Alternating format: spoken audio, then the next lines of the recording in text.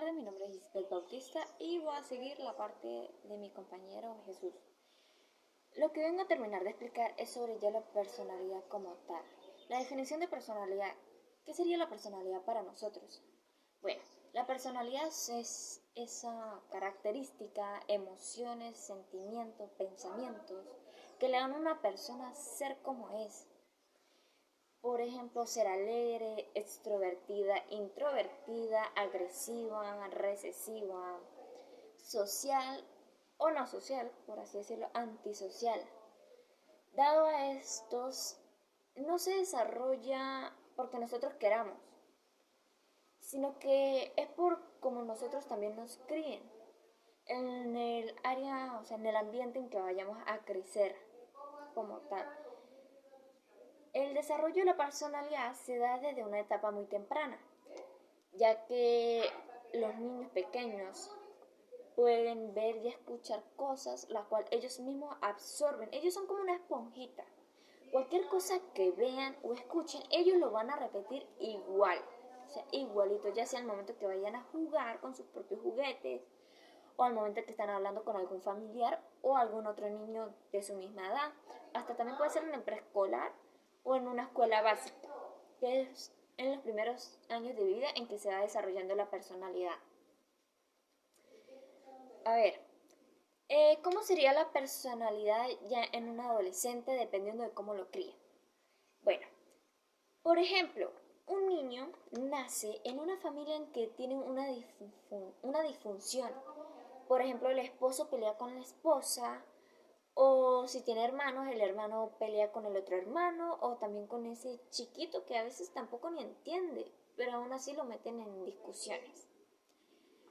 Este niño, este pequeño infante, va a ver cómo sus padres a veces resuelven todo a golpes, a gritos, o ve cómo su mamá esto hace cosas indebidas, por así decirlo, sea niño o niña. Esto se va a ir notando al momento que se va creciendo, ya que a veces también los profesores lo pueden notar y a veces hacen un llamado a los representantes. Ha habido muchos casos de que a veces los niños han sido muy agresivos con sus demás compañeros o han demostrado un comportamiento algo extraño para un niño tan pequeño.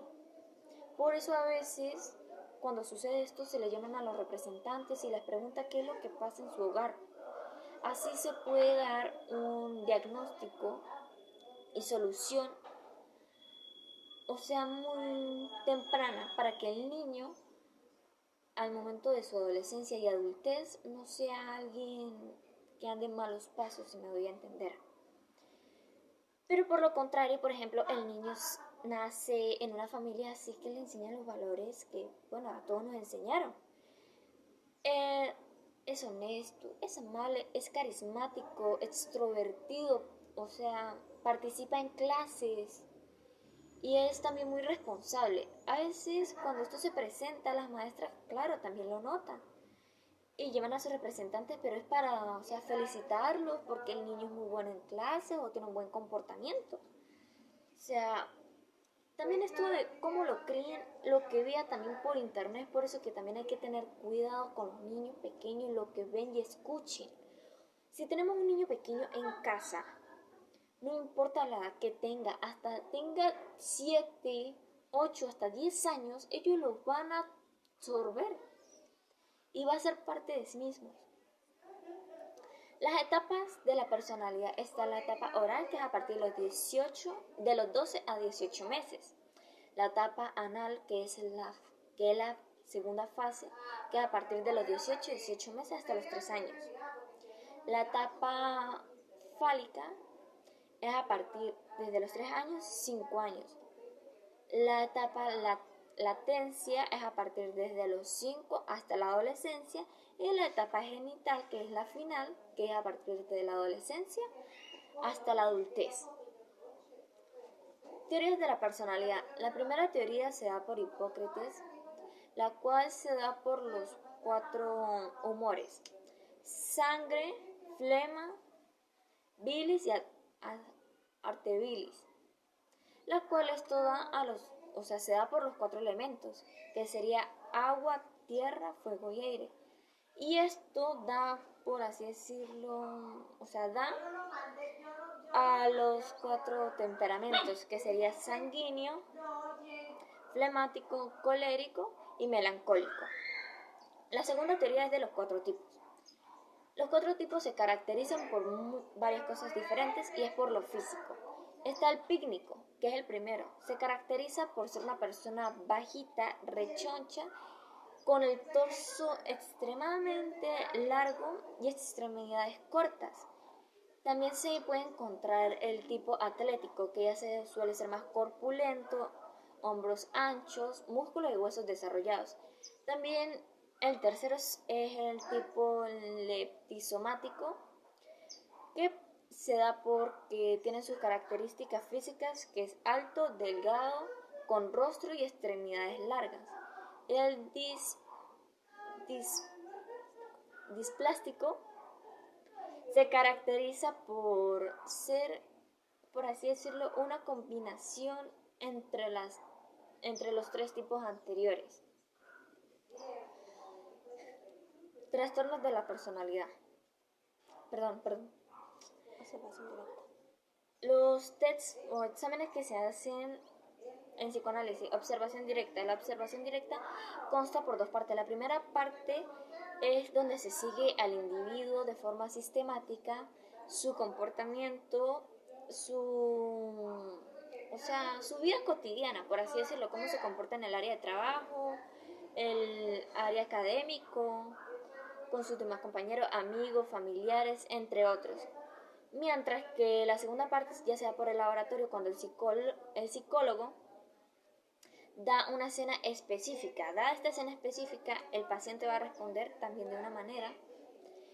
Y aquí, dependiendo en cómo éste reaccione, se va a dar un diagnóstico más acertado para ver qué es lo que lo perturba. También podemos tener los datos personales, informes personales, que es donde podemos ver desde ya una etapa de nuestra infancia, nuestros logros, éxitos, fallos, fracasos, como lo quieran llamar. Aquí es donde se puede hacer un estudio desde los primeros años hasta el hoy en día, por ejemplo, hasta la adolescencia o adultez. Pero esto ya lleva un costo por la cuestión de que es muy largo el procedimiento. Y está el inventario multifásico, que consta de 567 reactivos, la cual traen esto para responder cierto, falso o no puedo responder. Cuando se aplica esta opción de no puedo responder, es porque la opción que nos dan o la pregunta que nos dan no nos aplica para nuestra vida cotidiana o no nos ha sucedido. De lo contrario, que si nos haya sucedido, pues se puede responder cierto o falso. Esto trae preguntas de ánimos. Por ejemplo, a veces me siento que no soy capaz de nada, o a veces cuando estoy feliz escucho música. O también nos dan opciones, como por ejemplo, las personas deberían comprender más sus sueños. Esto no tiene como tal respuestas correctas o erróneas, ya que el objetivo de este es que seguir la frecuencia en que responde las preguntas, ya que las preguntas se van a repetir hasta 5 veces, pero de una manera diferente, haciendo que la persona a veces como que se confunda y pueda responder o de la misma manera o con una respuesta contraria. Ya después que se pueda tener el cuestionario, por así decirlo, resuelto, como la persona, hayara resuelto el cuestionario, se va a hacer el seguimiento de la frecuencia en cuanto respondió las preguntas. Y de ahí ya se puede dar una determinación de su personalidad y un diagnóstico. Trastorno de la personalidad. Existen varios trastornos. El primer trastorno es el trastorno obsesivo-compulsivo. ¿Qué tiene que ver este trastorno? Este trastorno son aquellas personas que sienten la necesidad, se sienten así atraídos por cumplir las reglas y tener todo perfecto. Ellos a veces, al tener esto tan en su mente, por así decirlo, olvidan lo propietario, o sea, sus gustos, ya que los gustos como tales de una persona no tienen perfección o reglas. Pero esta persona, al no verlo de esa manera, hasta a veces lo olvida. Por ejemplo, están ordenando su habitación o su área de trabajo. Todo tiene que estar perfectamente ordenado. Los libros que si, por ejemplo, del orden alfabético, color, cosas así. Y si están por seguir reglas, por ejemplo, al momento de cocinar, siguiendo una receta, tienen que seguir todo como dice. Ya que si no lo hacen, ellos se sienten así ansiosos, se presionan mucho a sí mismos con cumplir las órdenes. También existe el trastorno dependiente de la personalidad. El trastorno dependiente de la personalidad son aquellas personas que tienen una autoestima baja, no tienen confianza en sí mismos y tienen dificultades para tomar decisiones. Estas personas, ¿por qué se les desarrolla qué trastorno? Bueno, se sabe que desde una edad muy temprana los niños no saben hacer las cosas por su propia cuenta, que necesitan ayuda de adultos o supervisión. Claro, esto es solamente para enseñarles, para guiarles, pero hay otros adultos, otros representantes que no lo ven de esa manera, que ya el niño ya tiene la edad, o sea, la mayoría de edad, como para aprender a hacer sus cosas solas, pero aún así prefieren hacérselas, o sea, como tener ese apoyo. Entonces, esos pequeños niños, o ya los niños de básica, pues ya lo sienten de una manera más cómoda. Pero al momento que ya son adolescentes, entran al colegio o liceo, tienen sus responsabilidades con el estudio, trabajo, y tomar decisiones por su propia cuenta, no son capaces, o sea, no son capaces. Tienen que tener a otra persona, o sea, consultarla con otra persona para que ellos elijan. O sea, ellos le dan la opción a la otra persona de elegir, así sea beneficioso o no para ellos mismos. También está el trastorno evitativo. El trastorno evitativo de la personalidad son aquellas personas que como tal no soportan estar en una multitud de gente, se sienten muy observados, todas las miradas encima de ellos. Por eso evitan salir a reuniones familiares, con amigos, entrevistas de trabajos o a veces tener problemas con la intimidad de su pareja. Y estas personas llegan a ser muy hipersensibles. También está el trastorno histriónico, histriónico de la personalidad, que son aquellas personas que tienen aquellas características de tener una personalidad así de seducción, manipulación y un comportamiento infantil, pero esto trae consigo una personalidad inmadura. O sea, trae que la persona sea inmadura, ya sea adolescente, adulta, es inmadura. También está el trastorno narcisista, que son aquellas personas, por así decirlo, egocéntricas. No se ven errores en ellos mismos, no tienen debilidades, no soportan una crítica ni que los señalen. Pero ellos, a sus contrarios, ya sean amigos, familiares, si se los dicen, tienes que reforzar tal cosa, le dicen una crítica, ya sea constructiva o destructiva. Pero esas personas se los toman hasta a veces calmado. Pero ese tipo de personas no, o sea, es todo lo contrario. Ellos no tienen errores. También tenemos el trastorno del límite o hiperemocional. Estas personas con este trastorno son aquellas que, bueno, no soportan varias emociones en una sola, por ejemplo, discusiones, ya sea familiares, con amistades o con su propia pareja. Y siempre tienen una emoción, o sea, no tienen una estabilidad emocional como tal. Siempre andan con sus derrumbes, o a veces están muy felices, pero de repente llegan sus su baja autoestima, confianza, cosas. También tenemos el trastorno paranoide. Aquellas personas que tienen ese trastorno pueden ver las cosas con doble sentido, trayendo así que perjudique a las demás personas. Y también son como el trastorno narcisista, tienen una autoestima muy alta y son muy egocéntricos, no tienen debilidades y no tienen errores, según ellas. También está el trastorno antisocial. Este trastorno antisocial son aquellas personas que por lo general no suelen estar así con muchas personas y que, por ejemplo, sean amigos, compañeros de estudio, trabajo, familiares. Los problemas ajenos, sentimientos, responsabilidades que no tengan que ver con él, simplemente son un estorbo. O sea, no les importa. Más bien los toman como algo perjudicial para ellos, haciendo que lleguen a ser muy violentos y esto ocasione a requerir de los golpes. También tenemos el trastorno esquinoide. Este trastorno son aquellas personas que son muy frías, distantes, como por ejemplo las que vemos en algunas series, ya sean caricaturas o no, que no suelen ser muy sociables. Son aquel típico chico o chica que prefieren estar lejos de un grupo. Prefieren estar solos, ya que ellos no tienen no sienten la necesidad de estar con alguien más. Ellos sienten que estando solos es mucho mejor. Gracias por su atención. Buenos días, profe. Soy Jesús Belandria del primer semestre de Psicología del UNED. Yo les voy a hablar acerca de Sigmund Freud, su biografía y un poco de sus investigaciones. Sigmund Freud fue un médico austriaco considerado el creador del psicoanálisis, padre del psicoanálisis y una de las mayores figuras intelectuales del siglo XX.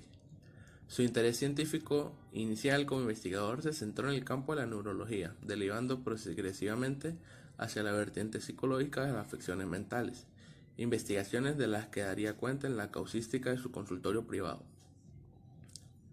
Estudió en París con el neurólogo francés Jean-Martin Charcot las aplicaciones de la hipnosis en el tratamiento de la histeria. De vuelta a la ciudad de Viena y en colaboración con Joseph Breuer desarrolló el método catártico.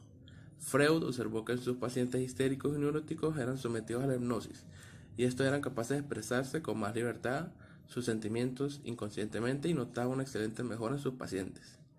Ya que la hipnosis no era siempre muy aplicable, Freud comprobó que al colocar un objeto enfrente de un sujeto en un estado de relajación profunda y se le era pedido expresarse, estos lo hacían sin ningún inconveniente, y el paciente iría diciendo sus sentimientos y problemas de manera inconsciente.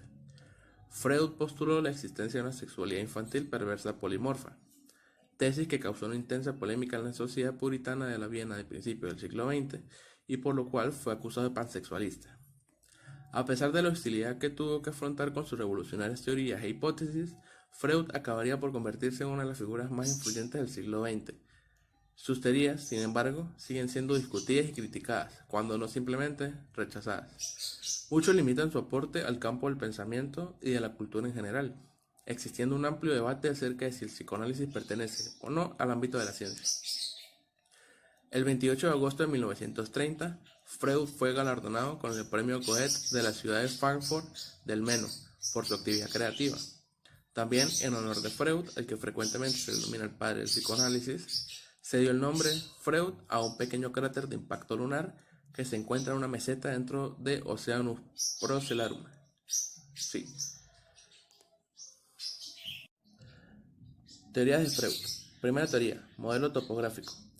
Desarrollada en la primera etapa de su carrera, esta consiste en la interpretación de los sueños.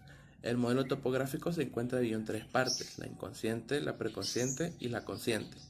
Cada una de estas partes es entendida de manera simbólica, encontrando contenidos y procesos psicológicos diferentes. Segunda teoría, el modelo dinámico. El concepto dinámico hace referencia a un conflicto entre dos fuerzas que son producidas por la mente, impulsos, fuerza instintiva y la defensa, la cual procura inhibir a los anteriores, causando los procesos psicológicos por ambas interacciones. En este modelo, Freud concibe los síntomas psicológicos como formaciones de compromiso permitiendo una gratificación parcial de impulsos causantes del malestar. Tercera teoría, modelo económico. El concepto fundamental del modelo económico de la personalidad es el de pulsión, que se puede definir como un impulso que favorece que la persona busque un fin determinado. Inicialmente Freud distinguió entre la pulsión sexual o de reproducción, que se lleva a la supervivencia de la especie, y la de autoconservación, focalizada en la del propio individuo. Posteriormente, Freud añadió a esta teoría la distinción entre las pulsiones objetales, dirigidas a objetos externos, y las de tipo narcisista, que se centran en uno mismo. Finalmente, propuso la dicotomía entre la pulsión de vida, que incluiría los dos anteriores, y la pulsión de muerte, criticada con dureza por muchos de los seguidores de este autor. Cuarta teoría, modelo genético. Durante el primer año de vida se tiene lugar la fase oral, en la cual la conducta se centra en la boca. Así, los bebés tienden a morder y a succionar los objetos para investigarlos y obtener placer. En el segundo año, la zona erógena principal es el año, por lo que los pequeños de esta edad están muy centrados en la excreción. Por eso Freud habla de fase anal. El siguiente estado es la fase félica, que se da entre los 3 y los 5 años. Durante este periodo se producen los célebres complejos de Edipo y de castración. Entre los 6 años y la pubertad, la libido se reprime y se priorizan el aprendizaje y el desarrollo cognitivo, llamado fase de latencia. Finalmente, con la adolescencia llega la fase genital, que señala la madurez sexual. Quinta teoría, modelo estructural. La teoría de personalidad de Freud fue propuesta en 1923 en el libro El yo y el ello. Como el modelo genético, el estructural es particularmente conocido. En este caso se destaca la separación de la mente en 3 instancias que se desarrollan a lo largo de la infancia: el ello, el yo y el superyo. Ello, compuesto por representaciones inconscientes de las pulsiones relacionadas con la sexualidad y con la agresión, así como por huellas mnémicas de la experiencia de gratificación en estos impulsos. El yo se concibe como un desarrollo del ello. Esa estructura tiene un papel regular en la vida psicológica. Evalúa los modos de satisfacer los impulsos teniendo en cuenta las demandas del entorno. Trabaja con 2 contenidos inconscientes como conscientes. Superyo. Actúa como conciencia moral, censurando determinados contenidos mentales, como supervisor del resto de instancias y como modelo de estructura. Es decir, supone una especie de yo ideal.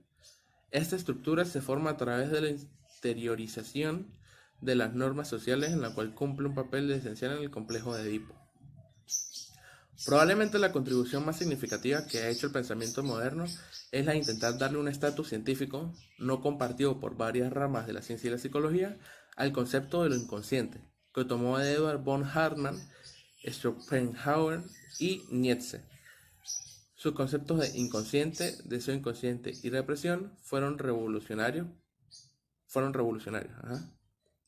Proponen una mente dividida en capas o niveles, dominada en cierta medida por una voluntad primitiva, más allá de la esfera consciente y que se manifiesta en producciones, tales como chistes, lapsus, actos fallidos, sueños y síntomas. La interpretación de los sueños, Die Traum der Tun, 1900.